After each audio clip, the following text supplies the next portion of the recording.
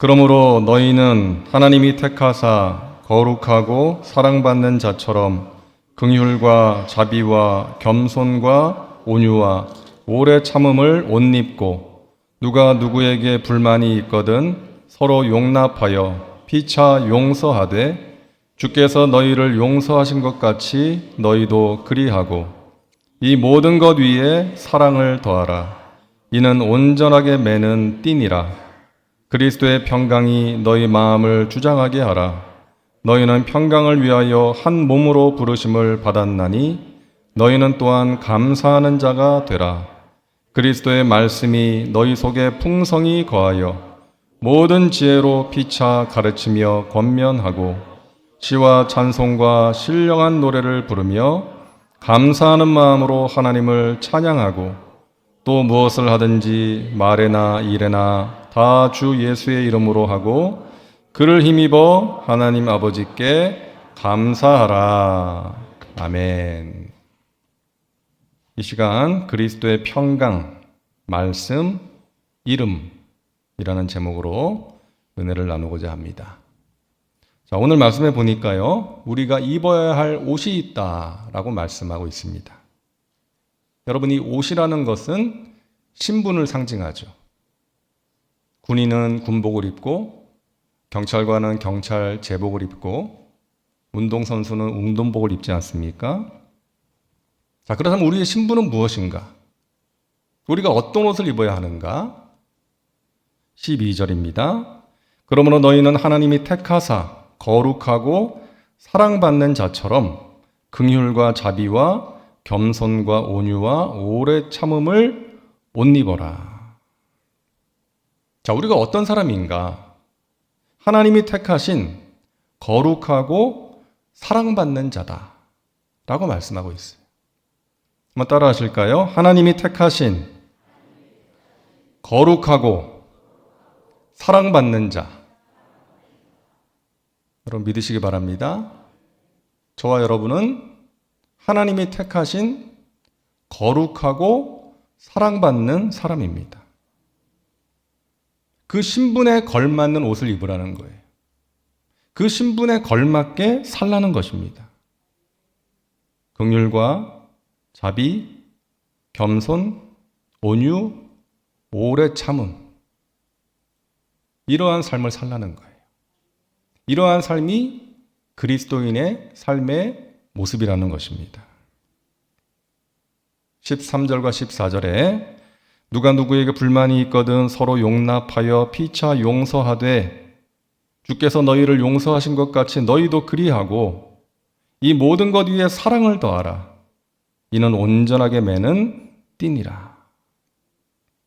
용서하고 서로 사랑하는 것이 그리스도인에게 걸맞는 모습이다 라고 말씀하고 있습니다. 여러분, 우리가 이렇게 살아야 하는 이유는 우리가 영적 전쟁 가운데 있기 때문이에요. 마귀가 하는 짓이 뭐예요? 우리의 신분에 걸맞도록 살지 못하게 하는 거예요. 긍휼과 자비와 겸손과 온유, 오래 참음으로 살아야 되는데 용서하고 사랑하며 살아야 되는데 그렇게 살지 못하게 만드는 것입니다. 그게 마귀가 하는 짓이에요.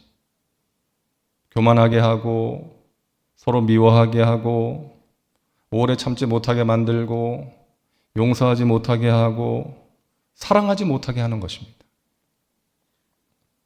제가 선교지에 있을 때 보면은요, 선교사님이 열심히 기도하고 전도해서 이제 몇 명이 모이잖아요. 그럼 반드시 일어나는 일이 뭔가 하면 분열과 다툼이에요. 다툼과 분열이에요.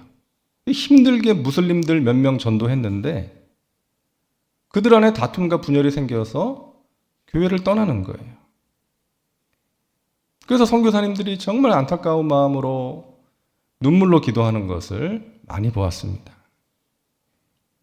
여러분, 우리가 기억해야 하는 것은요, 나하고 너하고 싸운다. 이것은 나와 너와의 문제가 아니라 그 배후에 마귀가 있다는 것을 우리는 기억해야 됩니다. 우리가 서로 다투고 마음의 상처를 주고받으면 하나님의 말씀에 불순종하는 것이고 마귀가 좋아하는 일이라는 거예요.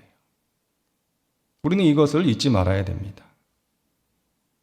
사랑하는 여러분, 우리의 신분에 걸맞는 삶을 살아가시기를 주님의 이름으로 축원합니다. 하나님이 택하신 거룩하고 사랑받는 자로서 긍휼과 자비와 겸손과 온유와 오래 참음 그리고 용서와 사랑의 삶을 살아가야 한다는 거예요. 우리 그렇게 살아야 됩니다. 그렇게 살 수 있습니다. 왜냐하면 우리가 그렇게 살아갈 수 있도록 하나님께서 우리에게 주신 선물이 있기 때문이에요. 너무나 귀한 선물들을 우리에게 주셨기 때문입니다. 너희의 신분에 걸맞게 살아라. 그러면서 우리에게 주신 것들, 첫째는 그리스도의 평강이에요. 15절 말씀 우리 같이 읽겠습니다. 그리스도의 평강이 너희 마음을 주장하게 하라. 너희는 평강을 위하여 한 몸으로 부르심을 받았나니 너희는 또한 감사하는 자가 되라. 아멘. 그리스도의 평강이 너희 마음을 주장하게 하라. 마음을 주장하게 하라는 것은요, 지배하게 하라. 다스리게 하라. 분노와 미움이, 염려와 두려움이 너희의 마음을 지배하도록 하지 말고 그리스도의 평강이 너희 마음을 주장하게 하라. 여러분, 그리스도의 평강이 우리의 마음을 다스리면 13절과 14절에서 본 용서와 사랑이 가능해집니다. 누군가 나를 열받게, 누군가 내 마음에 상처를 줄 때가 있어요. 그러면 그 사람에게 미움과 분노가 자연스럽게 생기죠. 근데 주님께서 그리스도의 평강으로 내 마음을 다스려 주시면 요동치던 내 마음이 잔잔해지고 그 사람을 향한 미움과 분노가 다스려지는 거예요. 여러분 아시는 손양원 목사님 보세요. 자기 두 아들을 죽인 사람을 양아들로 삼았어요. 평생 돌봐줬습니다. 어떻게 이런 일이 가능한 거예요? 아니, 손양원 목사님도 인간인데 우리하고 똑같은 사람인데 어떻게 그런 일을 할 수 있습니까? 그분의 마음에 그리스도의 평강이 부어졌기 때문이에요. 주님께서 그분의 마음을 다스려 주셨기 때문인 것입니다. 우린 누군가가 조금만 내 마음을 아프게 하고 힘들게 해도 용서가 잘 안 되잖아요. 분노를 다스리기가 쉽지 않습니다. 사랑하는 여러분, 그럴 때 예수님을 찾아야 돼요. 예수님을 바라봐야 돼요. 예수님 생각해야 됩니다.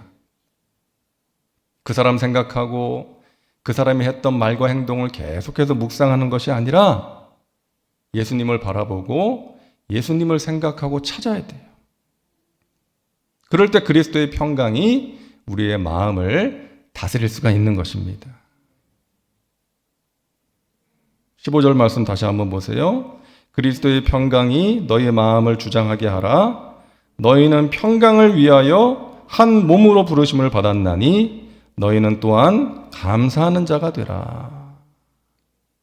따라하세요. 평강을 위하여 한 몸으로 부르심을 받았나니. 이게 무슨 말이에요?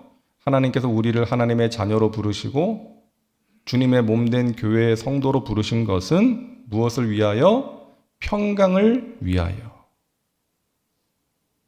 세상에서는 평강을 경험할 수 없기 때문에 주님의 품 안에서, 주님의 교회 공동체 안에서 평강을 경험하라고 우리를 부르셨다는 것입니다.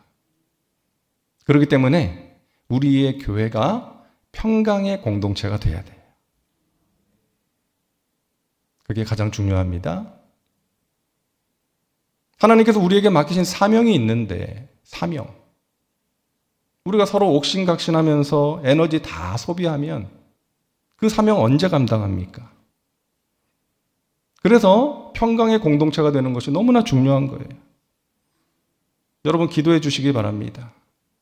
하나님, 우리의 교회가, 우리가 평강을 위하여 한 몸으로 부르심을 받았으니 우리의 교회 공동체가 평강의 공동체가 되게 하여 주시옵소서. 그러기 위해서 그리스도의 평강이 우리의 마음을 주장하여 주옵소서. 미움과 분노가 내 마음을 주장하는 것이 아니라, 두려움과 불안과 염려가 내 마음을 주장하는 것이 아니라, 그리스도의 평강이 내 마음과 우리의 마음을 주장하게 하여 주옵소서. 여러분, 평강은 하나님이 주시는 너무나 귀한 선물이에요. 우리가 살면서 마음이 요동칠 때가 얼마나 많습니까?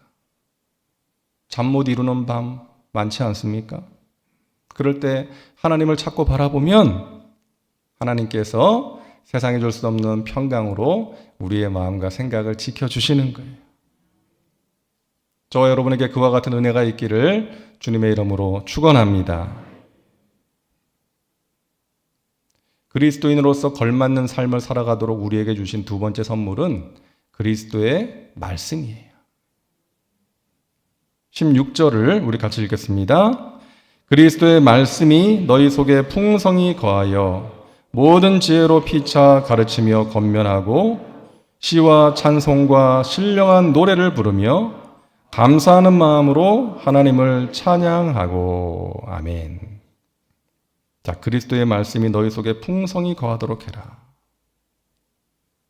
마귀와의 영적 싸움에서 우리가 승리하기 위해서 주님께서 우리에게 주신 유일한 공격 무기, 바로 말씀입니다.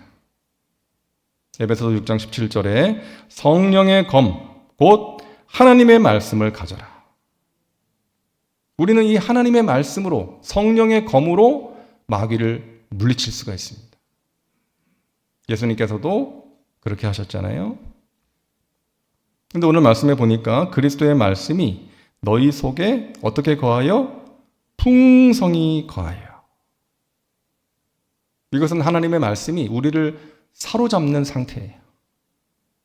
내 마음과 생각을 주장하는 상태예요. 마음이 힘들 때 하나님의 말씀 한 구절이 내 마음을 사로잡아서 나를 변화시켜 주는 거예요.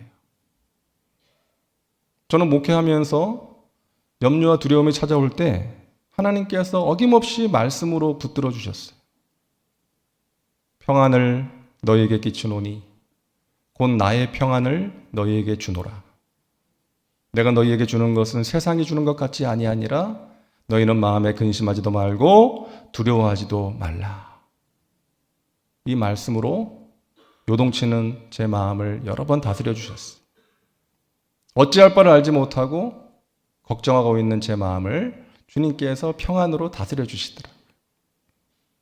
야곱아, 너를 창조하신 야훼께서 지금 말씀하시느니라. 이스라엘아, 너를 지으신 이가 말씀하시느니라. 너는 두려워하지 말아라. 내가 너를 구속하였고 내가 너를 지명하여 불렀나니 너는 내 것이다. 너가 물 가운데로 지날 때에 내가 너와 함께 할 것이다.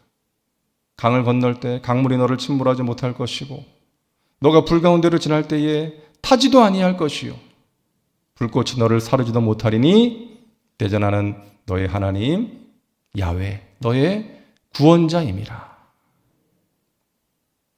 여러분도 마찬가지 아닙니까? 하나님의 말씀이 내 마음을 사로잡아서 세상에 줄 수 없는 평강을 누리게 하시고 염려와 불안을 이기게 하시고 간절한 기도에 응답을 주시는 것을 여러분 체험하셨을 거예요. 그리스도의 말씀이 우리 안에 풍성히 거할 수 있기를 주님의 이름으로 축원합니다. 놀라운 은혜죠. 우리를 사랑하시는 하나님께서 우리에게 주시는 너무나도 귀한 선물입니다. 여러분, 건물에 화재가 나면 사람들이 창문에 매달려가지고 구조를 요청하잖아요. 안에 막 불길이 일고 연기가 있어서 창문에 매달려서 구조를 요청합니다. 소방대원들이 출동해서 제일 먼저 설치하는 게 에어매트예요. 사람들이 뛰어내리니까 충격을 최소화시키기 위해서 에어매트를 설치하죠. 우리가 하나님께 기도하고 하나님의 말씀을 가까이 하는 것은 영적인 에어매트예요. 우리가 살면서 여러분 충격받을 때가 많지 않습니까? 어떤 문제 때문에, 또 누군가에게 실망하고 상처받고 그럴 때 하나님이 주시는 말씀과 기도로 충분히 우리의 영혼이 채워지면 주님의 말씀과 은혜가 우리 가운데 풍성히 거하면 우리가 받는 충격을 최소화할 수가 있는 것입니다. 여러분, 살아서 역사하는 하나님의 말씀으로 우리는 믿는 자답게 하나님의 백성답게 살아갈 수가 있는 것입니다.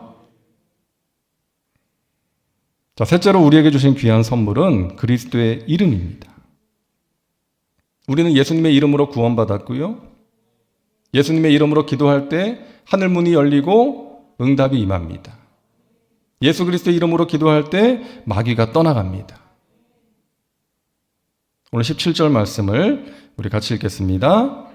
또 무엇을 하든지 말에나 일에나 다 주 예수의 이름으로 하고 그를 힘입어 하나님 아버지께 감사하라. 아멘. 무엇을 하든지 무슨 말을 하든지 무슨 일을 하든지 예수의 이름으로 하라. 이게 무슨 뜻일까요? 예수님의 입장에서 생각해 보라는 거예요. 예수님이라면 어떻게 하실까? 따라하세요. 예수님이라면 어떻게 하실까? 여러분, 우리의 삶의 모든 상황 속에서 우리가 이 질문을 가지고 살아갈 수 있다면 우리의 삶이 달라지지 않을까요? 예수님이라면 어떻게 하실까? 예수님이라면 이때 어떤 말씀을 하실까? 예수님이라면 어떻게 행동하실까? 내가 하고 싶은 대로 말하고 행동하는 것이 아니라 예수님이라면 어떻게 하실까? 그렇게 살아갈 때 우리는 하나님의 자녀, 하나님의 백성답게 살아갈 수가 있는 것입니다. 여러분 혹시 오늘 본문에서 반복되는 구절을 발견하셨나요? 15절부터 17절까지 반복되는 구절이 있는데요. 바로 감사하라는 구절이에요. 감사하라. 하나님과의 관계, 또 우리 인간관계에 있어서 중요한 것이 감사라는 거예요. 감사할 줄 모르면 관계의 풍성함을 누릴 수가 없어요. 관계가 메말라 버려요. 누군가 저한테 아유 목사님 감사해요 이렇게 감사를 표현하면 마음이 열리고 관계가 풍성해져요. 그런데 목사님 이거 해주세요, 저거 해주세요, 이렇게 해야 돼, 저렇게 해야 돼 그러면 관계가 메말라 버리는 거예요. 요구만 하니까. 하나님과의 관계도 마찬가지입니다. 하나님 이것 주세요, 저것 주세요. 물론 우리가 구할 수 있죠. 하지만 구하기만 하지 말고 감사하라는 거예요. 하나님께 감사하라. 그러면 하나님께서 행복해 하세요. 감사로 제사를 드리는 자가 하나님을 영화롭게 한다라고 말씀하잖아요. 하나님을 영화롭게 한다는 것은 다른 표현으로 하면 하나님을 행복하게 해드리는 거예요. 자녀된 우리가 하나님 아버지께 감사하면 하나님께서 행복해 하시고 우리가 구하는 것, 구하지 않은 것까지도 하나님께서 채워주심을 여러분 믿으시기를 바랍니다. 하나님과의 관계에 있어서 이 감사가 너무나 중요한 거예요. 뿐만 아니라 감사는 하나님만 행복하게 하는 것이 아니라 우리 자신도 행복하게 만듭니다. 행복해서 감사하는 것이 아니라 감사할 때 우리가 행복해지는 거예요. 감사하면 우리의 마음이 바뀝니다. 어둠이 물러갑니다. 감사는 하나님을 초청하는 언어이고요. 불평은 마귀를 초청하는 언어예요. 여러분 감사하시기 바랍니다. 어제 말씀을 전한 임재관 목사님 몇 년 사이에 장인어른과 동생 둘이 세상을 떠났어요. 임 목사님이 장남이거든요. 삼형제인데 동생 둘이 몇 년 사이에 밑에 동생은 대장암으로, 막내 동생은 뇌출혈로 세상을 떠났어요. 막내 동생이 뇌출혈로 쓰러져서 병원에 한 달 동안 있다가 세상을 떠났는데 그때 이 목사님이 10kg가 빠졌대요, 몸무게가. 얼마나 마음고생이 많았으면 한 달 사이에 10kg가 빠졌겠어요. 근데 어제 여러분 들으신 것처럼 그 마음을 지키는 것이 너무나 힘들었는데 기도 가운데 하나님께서 그 동생이 천국에 갔다는 확신을 주셔서 감사할 수 있었다. 사랑하는 여러분, 우리는 그런 상황에서도 감사할 수 있는 사람들입니다. 하나님이 주시는 믿음과 소망과 사랑으로 여러분 감사하시기 바랍니다. 그저 감사하세요. 하나님께서 최고의 순간에 최고의 것을 주신다는 믿음으로 감사하는 저와 여러분 되시기를 주님의 이름으로 축원합니다. 그리스도인으로서 걸맞는 삶을 살 수 있도록 하나님께서 우리에게 주신 귀한 선물, 여러분 주님이 주시는 평강을 누리시고 주님의 말씀이 여러분을 사로잡아서 풍성히 여러분 가운데 거함으로 말씀으로 위로받으시고 용기를 얻으시고 주님의 뜻을 깨닫고 순종하며 살아가시기를 주님의 이름으로 축원합니다. 예수님이라면 어떻게 하실까? 모든 일에 주님의 이름으로 하시고 그저 주님의 은혜를 생각하며 감사하는 복된 삶을 살아가시기를 주님의 이름으로 축원합니다. 기도합니다. 주님, 우리를 자녀로 부르시고 우리를 사랑하셔서 택하신 주님, 우리의 신분에 걸맞는 삶을 살 수 있도록 도와주옵소서. 하나님께서 택하신 거룩하고 사랑받는 자로서 하나님께서 기뻐하시는 아름다운 삶을 살아갈 수 있도록 인도하여 주옵소서. 그럴 수 있도록 우리에게 주신 귀한 선물들, 그리스도의 평강, 그리스도의 말씀, 그리스도의 이름으로 하루하루 승리케 하시고 사랑으로 행복한 복된 공동체가 되게 하시고 하나님께서 우리에게 맡기신 사명을 함께 기쁨으로 감당할 수 있도록 인도하여 주옵소서. 우리에게 감사의 제목을 주심을 감사합니다. 감사하기 어려운 상황에서도 감사할 수 있도록 우리의 마음을 지켜주시니 감사합니다. 예수님의 이름으로 기도하옵나이다. 아멘.